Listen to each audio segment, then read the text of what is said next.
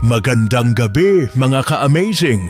Welcome back dito sa aking YouTube channel. Ako ang inyong tagapagkwento mula sa Amazing AI TV Fusion and Tagalog Stories. Ang inyong kasama sa mga gabing puno ng kilabot, kababalaghan at mga kwentong hindi basta-basta makakalimutan. At narito na naman tayo ngayon para sa isang kwentong nakakatindig balahibo, magpapakaba at magbibigay sa atin ng mga hindi inaasahang aral. Isang kwentong hindi mo gugustuhing maranasan sa tunay na buhay. Handa na ba kayo, mga ka-amazing? Tara, simulan na natin ang kwento. Bato ang sahig. Bato ang pader. Bato ang haligi. At sa gitna ng bayang San Narciso sa Quezon ay nakatayo ang isang lumang simbahang bato. May edad na mahigit 300 taon. Wala na ang orihinal na kampana. Nabiyak ito noong lindol ng 1982. Mula noon, walang na ring humawak sa kampanaryo. Pero tuwing gabi ng Martes, eksaktong 10:00 ng gabi, may maririnig na tunog ng kampana mula roon.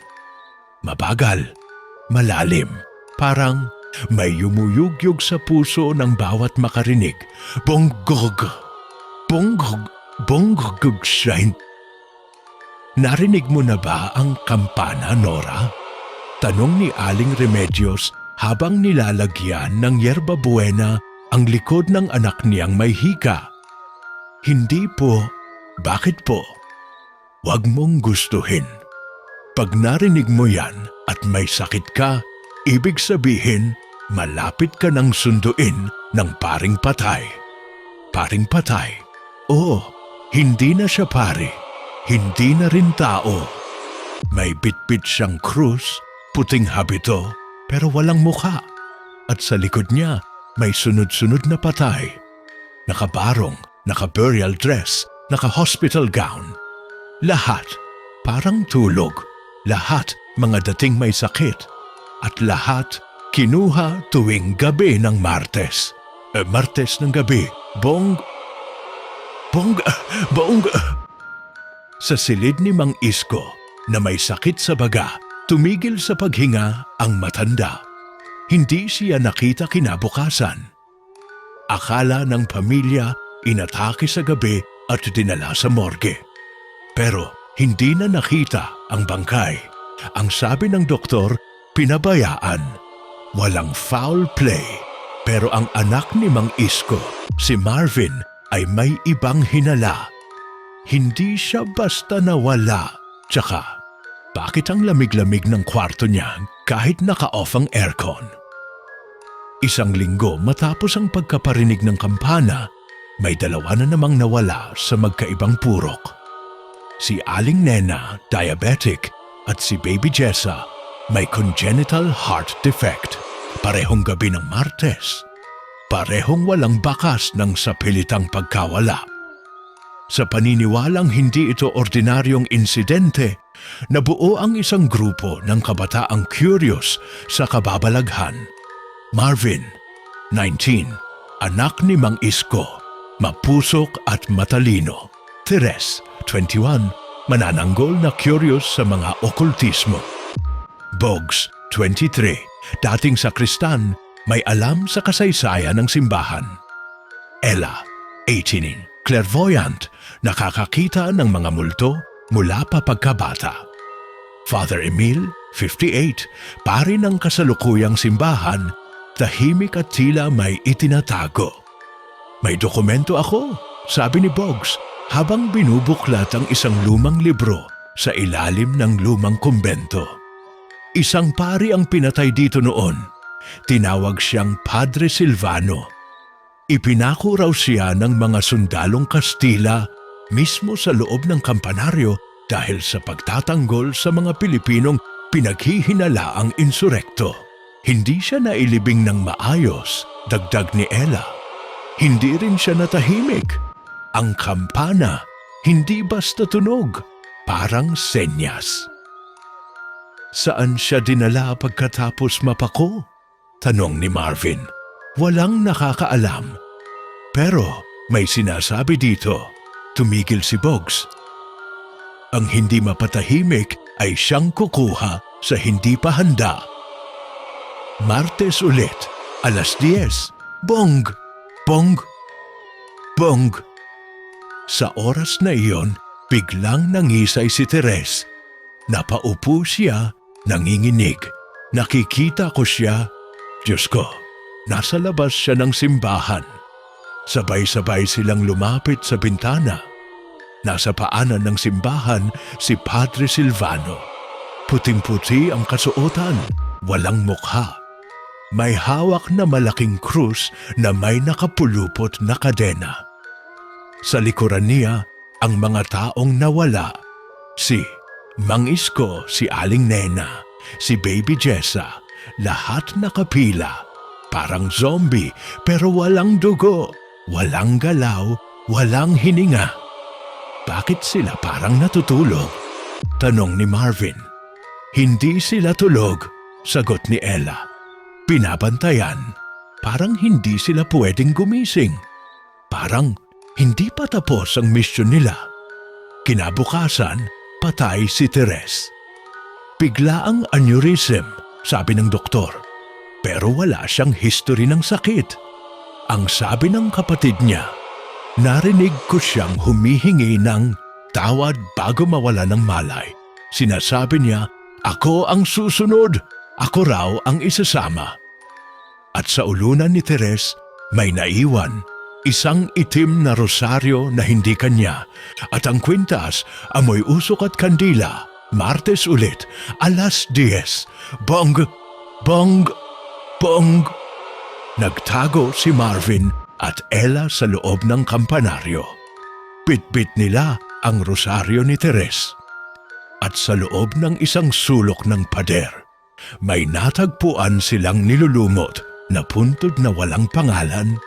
Eto yon, hindi na ipalibing ng maayos. Hindi pa rin siya matahimik. Pero bago pa sila makalabas, bumukas ang pinto ng kampanaryo. May pumasok. Puting habito, malaking krus, walang mukha. Si Padre Silvano.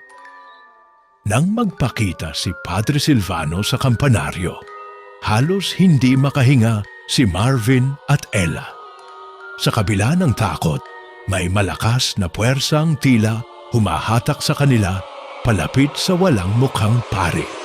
Biglang, nagliwanag ang rosaryo na hawak ni Ella, yung iniwan sa tabi ng bangkay ni Teres.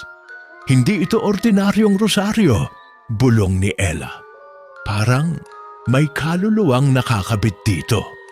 Biglang may malalim na boses ang narinig nila. Hindi nanggagaling sa pare, kundi sa paligid mismo ng kampanaryo. Ang hindi naniniwala ay siyang unang isusumpa. Habang papalapit, si Padre Silvano biglang bumukas ang lumang altar sa kampanaryo. 100 pababa sa ilalim ng simbahan. Sa kabila ng takot, pinili nilang tumakbo roon. Pagdating nila sa ilalim, may isang lumang silid na may mga bangkay na nakaupo sa silya. Nakaabito, may hawak na krus pero tila mga nilumot na.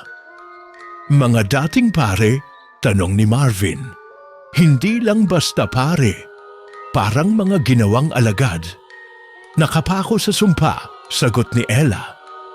May nakita silang lumang libro na ang pabalat ay may selyong sirana.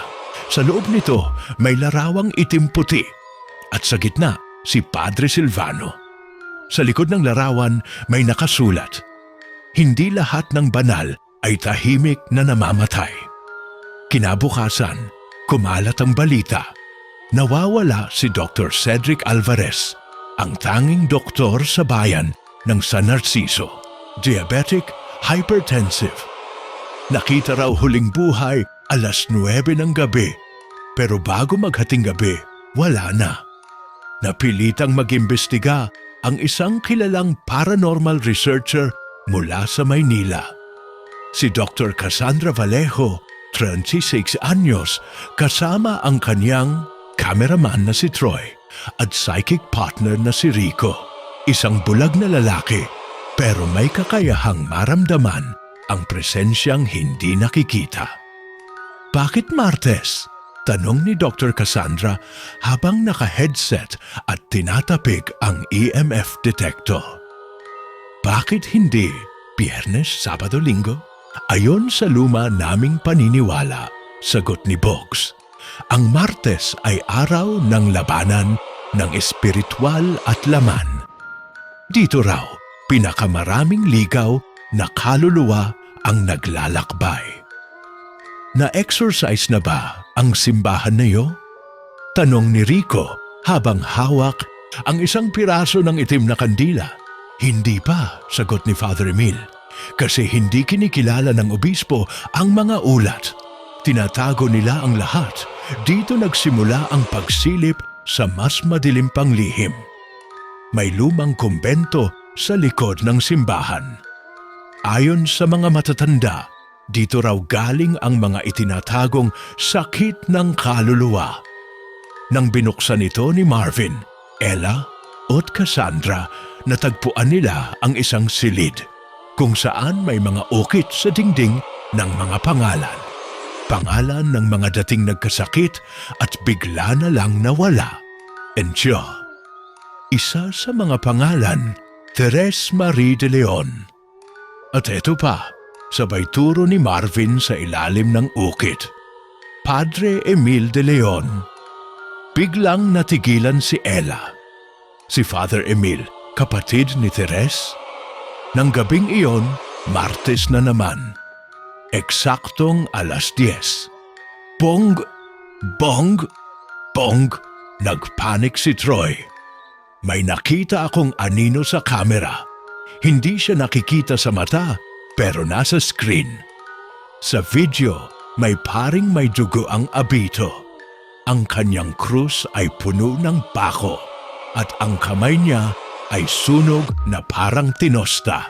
Hindi lang si Padre Silvano, may isa pa pala, si Padre Mateo, ang kapalit ni Padre Silvano matapos itong mapako. Ayon sa lumang aklat, pinilit nitong gamitin ang itim na orasyon para palayain ang kaluluwa ni Silvano. Pero siya rin ang sinumpa at naging tagapangalaga ng kampana. 2 paring patay, 2 kampana. At habang lumalalim ang gabi, isa-isa na namang nawawala ang mga may sakit sa barangay. Si Nanay Osang, may lupus. Si Toti, epileptic na bata. Si Gardo, dating construction worker na may spine injury.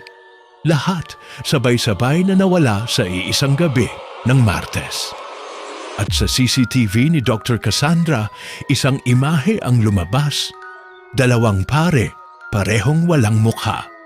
Isa sa kampanaryo, isa sa kumbento, at sa huli ng linggong iyon, natuklasan nila ang isang lihim na sulat sa loob ng dating upuan ni Father Emil.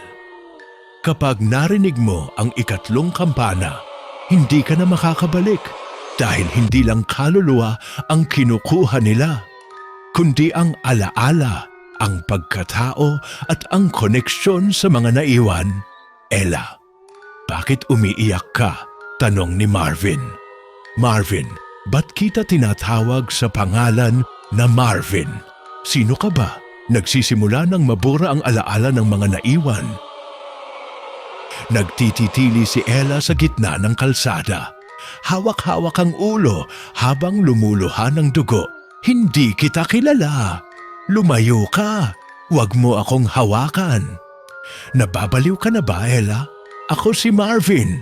Sigaw ng binata habang nilalapitan siya. Biglang may malakas na hampas ng hangin mula sa simbahan. Bumukas mag-isa ang malalaking pintuan nito. Tumambad sa kanila ang nakahilerang imahe ng mga santo, pero ngayon may itim na tela ang mga mata ng bawat isa. Parang ayaw nilang makita ang mga nagaganap. Sa loob ng kumbento, tulala si Dr. Cassandra habang binabalikan ang kuha sa thermal camera. May pattern, lahat ng nawawala ay tinutunton ng isang anino na may dalang kandilang itim. Isa lang ang ibig sabihin nito. Sagot ni Rico habang nanginginig ang mga kamay. Hindi lang ito kaluluwa, isang nilalang na pinapakain ng dasal at paglimot. Isa siyang sumisipsip ng alaala. Lumipas ang mga araw at Martes na naman. Sa gitna ng dilim, isang matandang babae ang naglalakad papunta sa simbahan, hawak ang rosaryong yari sa butong tao. Siya si Aling Lagring, tagabantay ng sementeryo, ngunit may nakaraan na hindi alam ng karamihan. Siya pala ang huling madre sa kumbento bago ito isinara. Pinilit kong itago ang lihim, pero ngayon sila'y nagigising na muli. Bulong niya habang pinaliligiran ng mga pusang itim na walang mata. Sa kabilang dako, isang batang babae ang naglalakad habang bitbit ang sirang manika. Siya si Anya, 8 taong gulang. Anak ni Toti na nawala. Pero may kakaiba sa kanyang mga mata, dilaw, walang itim. Sabi ng mga bata sa baryo, nakita raw nilang naglalaro si Anya sa loob ng kampanaryo kahit sarado ang pintuan. At sa tuwing Martes, nakaupo siya sa harap ng altar, nagsusulat ng pangalan gamit ang kandilang itim. Nakasulat sa kisame ng simbahan, ang bata ang susunod na tagapagmana. Nagsimula na ring mabaliw ang ibang residente ng San Narciso. Si Kapitana Myra, laging nagsisigaw ng huwag niyong patunugin, lalabas sila. Si Mang Dindo, nakita raw na kinakausap ang bangkay ng asawa niya na namatay na 2 taon na ang nakalipas. Si Estong, isang tindero ng balut, bigla na lang bumaligtad ang katawan habang sumisigaw ng hindi sila dapat gisingin bago nasunog ng kusa ang kanyang katawan. Habang papalapit ang susunod na Martes, nakatanggap si Ella ng isang sulat na isinuksok sa lumang drawer ng kumbento. Ella, ikaw ang huling apo ng unang biktima. Sa dugo mo dumadaloy ang susi para itigil ang kampana o tuluyang muling buhayin ng mga patay. Teres, hindi na lang basta bangungot ang kampana. Isa itong ritual ng paglipat. Isang seremonyang nag-uugnay sa mundo ng patay at buhay. At sa kalagitnaan ng ulan, habang naghahanda sila sa kampanaryo, biglang may umaling-aungaw na tinig. Sa ikapitong Martes, babangon ang mga pinatay ng simbahan. Muling tumunog ang kampana, ngunit ngayong gabi, hindi lang isa, kampana sa silangan, kampana sa hilaga, kampana sa timog, kampana sa kanluran 4. Ibig sabihin, 4 na simbahan, 4 na paring patay, 4 na prosesyon. At sa dulo ng kalsada, may isang prosesyong paparating, hindi lang pare, kundi mga taong pamilyar, mga kamag-anak ng mga nawawala. Buhay pa, pero wala ng kaluluwa. Martes, eksaktong 11:00 ng gabi, umiikot ang 4 na prosesyon mula sa 4 na sulok ng San Narciso. Sa gitna ng bayan, sa harap ng simbahang bato, unti-unting bumubuo ng hugis krus ang kanilang paglalakad. Bawat leader ng prosesyon ay may suot na kasuotang pare, pero walang mukha, walang boses at walang anino. Sa gitna ng plaza, nanginginig si Marvin habang hawak-hawak ang lumang libro ng eksorsismus na nakuha nila sa ilalim ng kumbento. Ella, kapag nabuo ang krus, tuluyan na silang babalik. Ngunit si Ella ay nakatayo lang, tila wala sa sarili. Sa kanyang palad, unti-unting bumubuo ng mga letra gamit ang dugo. Ako si Anima, tagapangalaga ng ikapitong kampana. Ella, ano yan sa kamay mo? Ngunit hindi na si Ella ang kausap niya. Ang tinig ay malalim, malamig at walang damdamin. Hindi si Ella ang kailangan nila, kundi ang katawan niya. Sa dugo niya, isasara o bubuksan ang lagusan. Samantala, sa lumang sementeryo, may lalaking biglang nagising sa loob ng isang hukay. Walang ibang kasama kundi itim na kandila at isang lumang baston. Siya si Amang Jose, dating sakristan noong 1957. Pinagkamalang nasiraan ang bait noon, pero ngayon siya pala ang unang nakakita sa paring patay at natagpuan na lang na nabuhay muli makalipas ang 60 taon. Pinalaan ko na sila. Hindi yan kampana ng simbahan. Kampana yan ng mga nilimot. Kasabay nito, bumalik sa bayan si Sister Graciela, dating madre sa kumbento, na naging mistikong ermitanya sa bundok ng Banahaw. Ang 4 na kampana ay 4 na kasalanan ng simbahan. At ang huling kampana, ang 5, ay matagal nang nakatago sa loob ng katawan ng isang tao. At ang taong yon ay si Anya. Sa gitna ng dilim, habang sinisimula na ni Rico ang orasyon gamit ang dasal ng pagputol ng ritual, biglang tumigil ang hangin. Tumunog ang kampana sa loob ng simbahan, pero ngayon iba ang tono. Tingi! Tingi! Tingi! 3 beses lang. Ibig sabihin, may namamatay, pero may kakaiba. Ang mga kaluluwang nasa prosesyon ay tumigil, lumingon sa simbahan, at sabay-sabay na lumuhod. Sa loob ng kampanaryo, si Anya ay nakatayo. Sa kanyang kamay, isang kandilang itim na may asul na apoy. Hindi siya umiiyak, hindi siya natatakot. Nakangiti siya habang sinasabi, lahat tayo ay may sakit. Pero ako ang may karapatang mamili kung sino ang susunod. Biglang tumayo ang multong si Teres mula sa likod ng altar at nilapitan si Anya. Hindi mo dapat hawakan ang apoy ng 5 kampana. Hindi. Mo ba alam, tita? Hindi mo ba alam kung sino talaga ako? Itinaas ni Anya ang manggas sa braso. May nakaukit na simbolo ng kampana. At sa loob nito, isang mata na pula. Ako ang anak ng kasalanan. Ako ang bunga ng paring tumalikod sa kanyang panata. At ako ang huling susi. Habang binabasa ito ni Marvin at Cassandra sa lumang aklat, dahan-dahan nilang nauunawaan. Hindi lang ito sumpa, isa itong siklong ritual. Tuwing 2 siglo, kailangan ng bagong tagapagdala ng kasalanan upang balansehin ang mundo ng mga buhay at mga patay. At ang napipiling katawan ay palaging may karamdaman, kaya lahat ng may sakit unti-unting nawawala para hindi maagawa ng pwesto ang tunay na tagapagmana. At sa kalangitan, habang unti-unting nawawala ang buwan sa likod ng makapal na ulap, nagsimulang bumagsak ang abo mula sa langit, parang maitim na niebe. Ilang saglit pa, lumabas ang isang imahe sa altar ng simbahan.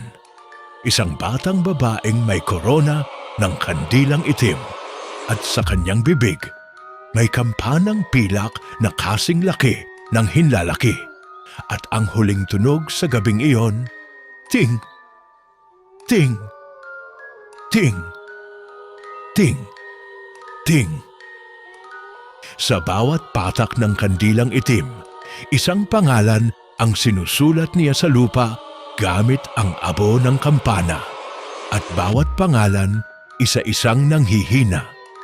Hindi sila agad namamatay. Nangungulubot muna ang katawan. Nawawala ang alaala nawawala ang tinig hanggang sa parang uling na lang silang nabubuo at nabubura ng hangin. Ang simbahan ay hindi lang gusali. Tumindig si Amang Jose habang nakaapak sa ibabaw ng altar. Isa itong sisidlan ng kasalanan. At kapag napuno na ito, kailangang may sumalo. Lumapit sa kanya si Sister Graciela. Alam ko na kung sino ang huling naging sisidlan, si Padre Segismundo. Yung pari na nawala ng bait, yung sinunog ng mga tao noong 1933. Tanong ni Rico, hindi siya nawala ng bait. Sagot ni Graciela, siya ang unang sinaniban ng ikalimang kampana. Pero hindi siya namatay. Itinago siya sa ilalim ng simbahan. Biglang yumanig ang lupa. Mula sa ilalim ng altar, bumukas ang isang napakatandang pintuang bakal, kalawangin, may ukit na wika na hindi Latin, hindi rin Kastila, kundi sinaunang baybayin na ginamitan ng dugo bilang tinta. Sa ilalim ng bato, sa pagitan ng dilim, naroon ang kampanang hindi kailanman pinatahimik. Pumasok sila sa loob. Ang amoy, gabi, usok at patay na dasal. Sa ilalim, may dambuhalang kwarto, parang piitan, at sa gitna, isang lalaking buhay pero hindi gumagalaw. Parang tuyo, parang rebulto, ngunit humihinga. At sa loob ng kanyang dibdib, may mahinang tunog, ting, ting. Siya nga si Padre Segismundo. At sa tabi niya, may isang hulmang bato na eksaktong sinlaki ni Anya. Anong ibig sabihin nito? Tanong ni Ella na ngayon ay dahan-dahan nang bumabalik sa kanyang sarili. Ngunit may galos na sa leeg niya, parang may lubid ng kampana na pilit humihila paakyat. Sagot ni Cassandra habang pinupunasan ang basang papel ng sinaunang aklat. Kapag ang kampanang ito ay sumanib sa isang kaluluwa, kailangan niya ng katawan. Kapag wala siyang masakyan, sa isang sisidlan siya ikinukulong. At para tuluyang isara ang orasyon, kailangang maipasa muli sa bagong bata ang kasalanan. Si Anya ang sisidlan, pero hindi pa siya ganap. Kaya hinahanda ng kampana ang lahat ng may sakit sa bayan para mawala ang ibang kandidato. Para si Anya lang ang matira. Para siya lang ang tanggapin ng kampana bilang tagapagmana. Ngunit may isa pang hindi nila alam. Habang nasa ilalim sila ng simbahan, may isa pang kampana na tumunog. Hindi sa bayan, hindi sa simbahan, kundi sa mismong sementeryo. At sa loob ng nicho ng mga batang namatay sa epidemya noon, may isa-isa nang bumabangon. Mga bata, ngunit walang mata. Lahat may kandilang nakabaon sa dibdib. At sa harap nila, si Toti, ama ni Anya, buhay pero nakangiti habang nakatitig sa buwan. Sa wakas, magsasama-sama na tayo. Habang tumataas ang tensyon, lumitaw sa langit ang hugis ng malaking kampana mula sa ulap. Pula, umiikot at tila naghahanap. May umalingaungaw na malalim na tinig. Isuko ang tagapagmana. O kayo'y isasama sa prosesyon ng walang kaluluwa. Tumakbo si Rico papunta kay Anya. Anya, pakinggan mo ako! May kakayahan ka pa! Labag sa batas ng langit ang gamitin ka bilang sisidlan. Hindi pa huli ang lahat. Ngunit tumingin si Anya sa kanya, ngunit 4 na mata na ang mayroon siya. At sabay-sabay na tumunog ang 5 kampana. Ting! Ting! Ting! Ting! Ting! Sa 5 kampanang yon, 5 lugar sa Pilipinas ang nagsimulang umalingaw-ngaw. 5 lumang simbahan sa 5 lalawigan, ang nagsimulang maglabas ng usok. At sa bawat isa, may lumalabas na prosesyon. At lahat sila papunta sa San Narciso. Sa himpapawid ng San Narciso, nagsisimula ng dumilip kahit wala pang 5:00 ng hapon. Ang mga ulap ay parang lumang habing tela na pinunit at isinabit sa kalangitan sa 5 lumang simbahan sa 5 lalawigan: Taal, Majayjay, Pauay, Miag-aw at Baclayon. Sabay-sabay na bumukas ang mga pintuang kahoy na halos 300 taon na ang tanda. At mula sa bawat simbahan, isang paring patay ang lumabas. Hindi naglalakad, lumulutang. May hawak na kandilang asul at sa bawat hakbang may buhay na nawawala. Sa San Narciso, bumalik si Ella sa dati niyang sarili. Pero may iniwan ang espiritu ng anima sa kanyang diwa. Nakikita niya na ngayon ang mga multong hindi dapat nakikita. Tumayo siya sa bell tower ng simbahan, sa tabi ng lumang kampanang di gumagalaw, pero parang humihinga. Bakit ako? Anong papel ko sa lahat ng ito? Tanong niya. Sumagot ang hangin sa wikang di niya maintindihan. Pero bago pa siya makalayo, nakita niya si Lara. Dating kaklase nilang matagal nang nawala dahil sa matagal na pagkakasakit. Pero ngayon, nakatayo ito sa bubong ng kumbento. May kandilang nakabaon sa kanyang leeg, Ella. Pulong ni Lara. Kasama na ako. Ako ang una. Ako ang palatandaan. Palatandaan ng ano? Nang simula ng pag-ani. Sa kalye ng San Narciso, nagsimula ng lumamlam ang mga ilaw. Ang bawat bahay na may sakit, na paliligiran ng puting alitaptap. Ngunit ang mga alitaptap ay hindi liwanag, kundi mga kaluluwa ng mga batang namatay sa ikalawang digmaan. At sa gitna ng kalsada, dumaan ang unang prosesyon ng mga batang walang mukha. Sa bawat hakbang nila, tumutunog ang isang tunog ng kampana. Ting, ting, ting. Samantala sa ilalim ng simbahan, nagsimulang pumutok ang mga ukit sa pader. Ang matandang si Padre Sigismundo, na halos isang bangkay na, ay biglang nagbukas ng mata.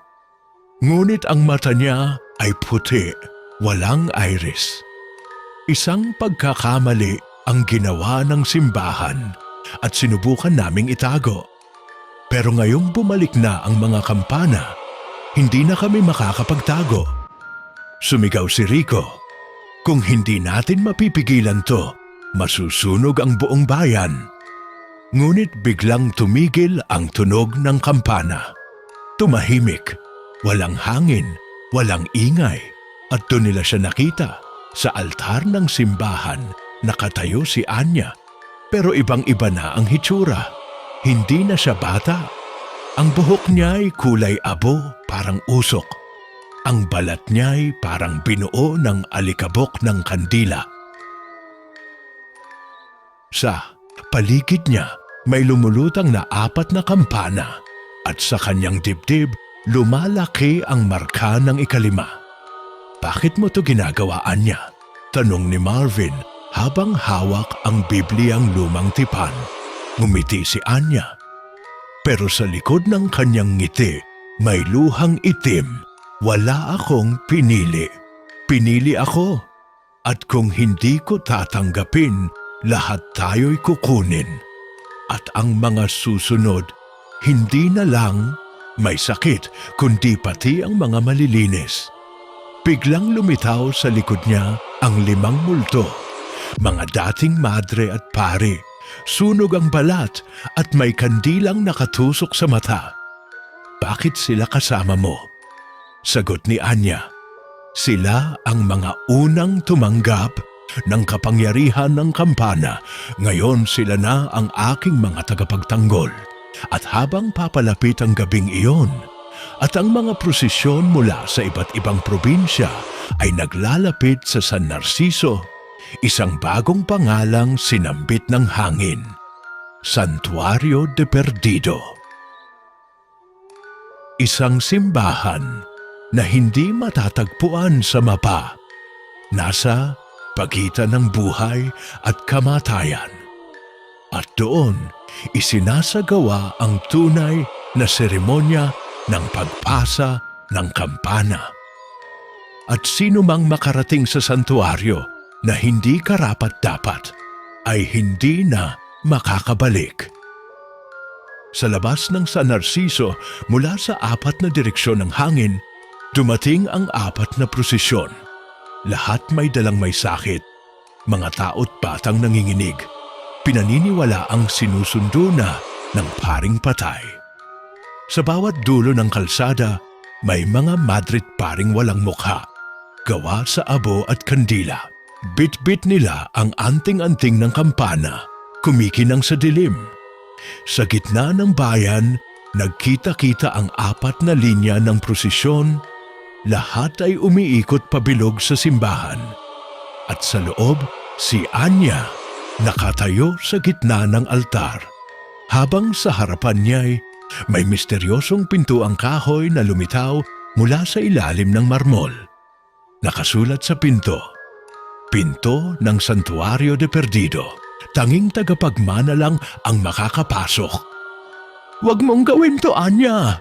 sigaw ni Ella habang nakikipaglaban sa puwersang humihila sa kanyang mga paa. "Kapag pumasok ka riyan, wala ka nang balikan. Gagawin ka nilang kasangkapan." Pero hindi na siya si Anya. Mula sa kanyang labi, nagsalita ang ibang tinig. Ito ang kapalit ng kapayapaan.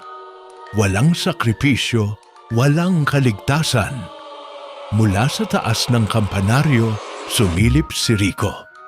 May hawak siyang lumang dokumento na galing pa sa kumbento ni Sister Graciela na ngayon ay hindi na nila matunton kung nasaan.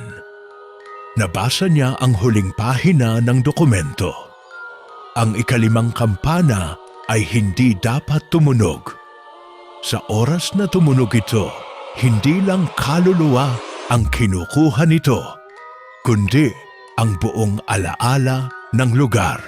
Mawawala ang bayan sa mapa. Mabubura ang lahat ng nabuhay dito. Napatingin si Rico sa paligid, lumalabo na ang paligid. Ang mga bahay, nawawala na ang kulay. Ang mga tao, nawawala na sa anino. Isa-isa silang nagiging parang usok na walang anyo.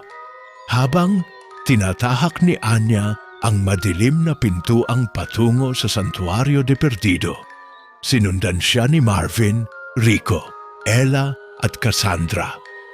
Kahit sinabi sa aklat, kapag pumasok ang hindi tagapagmana, aanin ng ganti ang simbahan.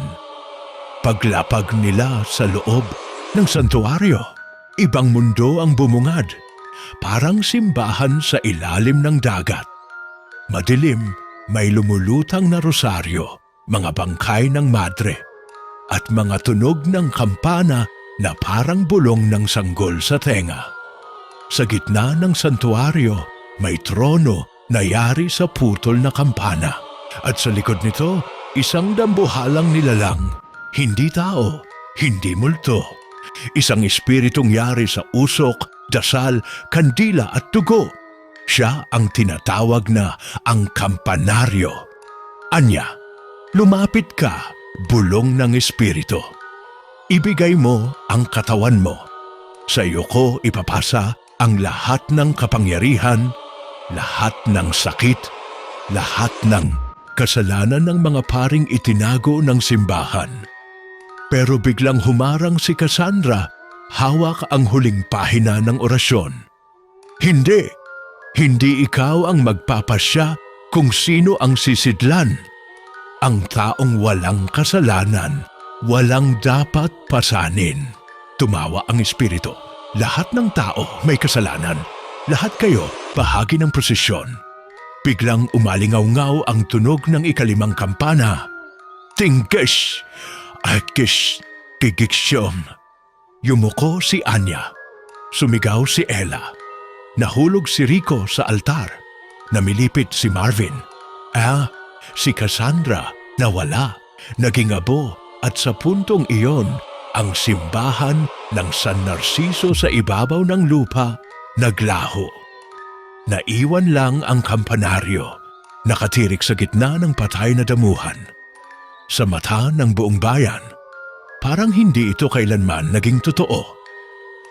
Pero sa ilalim ng lupa, nabuksan na ang tunay na kampana at ang paring patay nakangiting naghihintay sa huling prosesyon.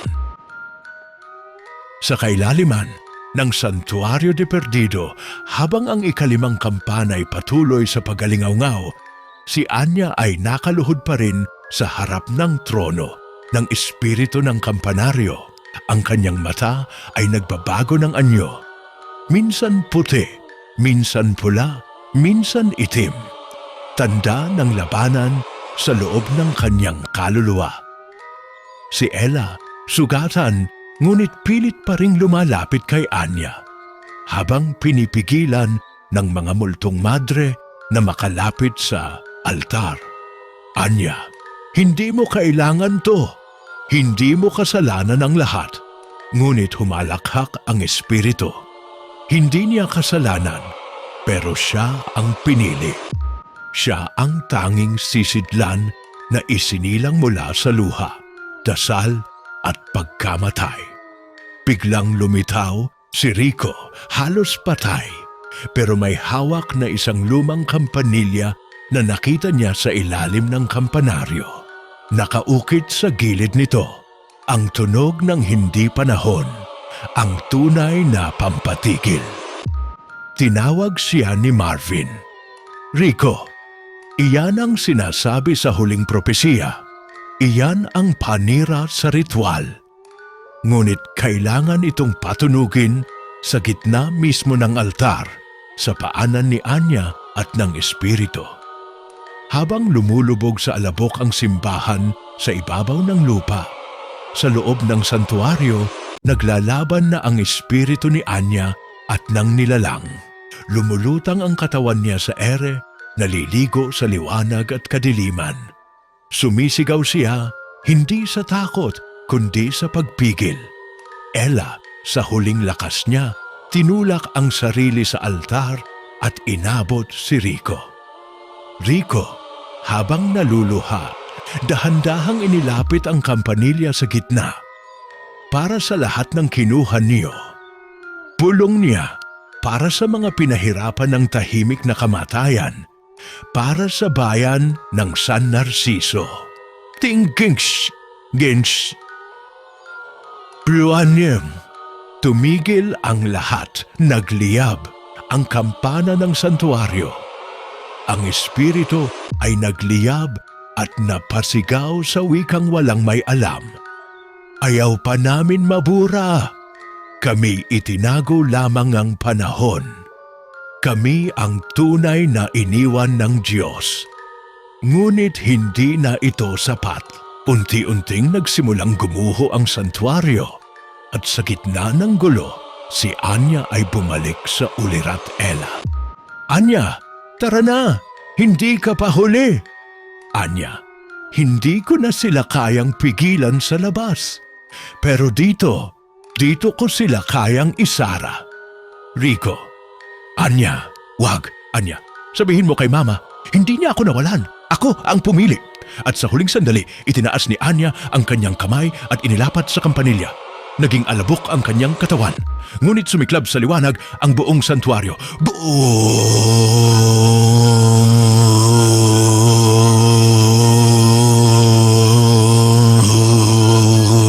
Labas ng San Narciso, isang matinding lindol ang yumanig. Nawalang parang bula ang kampanaryo sa gitna ng bayan.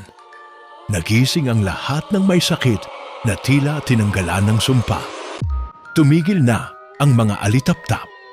Tumigil ang mga kampana. Si Rico, Marvin at Ella nakita ang sarili sa labas ng simbahan, buhay, ligtas at humihinga. Ngunit walang alaala ang mga tao sa nangyari. 3 araw ang lumipas. Sa puntod ng simbahan, may isang kandilang kulay asul na walang tigil sa pagliyab. At sa tabi nito, isang kampanilyang may ukit. Sa kabutihan ng isang inosente, nagwawakas ang mga kampana ng kadiliman. Ngunit sa isang abandonadong kumbento sa Ilocos, isang lumang kampana ang biglang gumalaw. Ting! Ting! Diyan na nagtatapos ang ating kwento, mga ka-amazing. Maraming salamat sa inyong pagsama mula umpisa hanggang wakas ng ating kwentong Katatakutan na ang tunog ng kampanang wala sa oras. Kung nagustuhan ninyo ang ating kwento, huwag kalimutang i-like, i-share, mag-comment at mag-subscribe dito sa YouTube channel ng Amazing AI TV Fusion and Tagalog Stories. Muli, ako ang inyong tagapagkwento. At hanggang sa muli nating kababalaghan at katatakutan, hanggang sa susunod na gabi ng lagim, mga ka-amazing, paalam